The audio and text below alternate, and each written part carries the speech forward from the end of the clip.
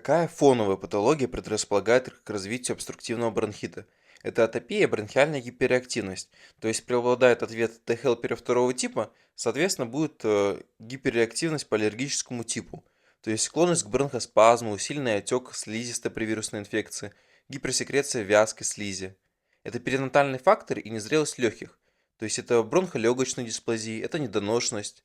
То есть будут узкие дыхательные пути, нарушение мукоциллярного клиренса, будет склонность к фиброзу и ремоделированию.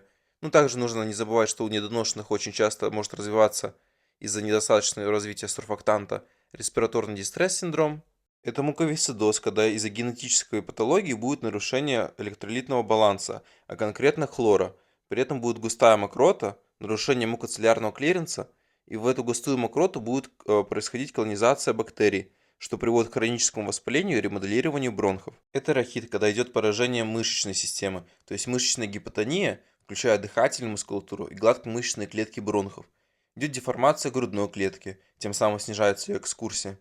Будут иммунологические нарушения из-за дефицита витамина D и функциональные нарушения нервной системы.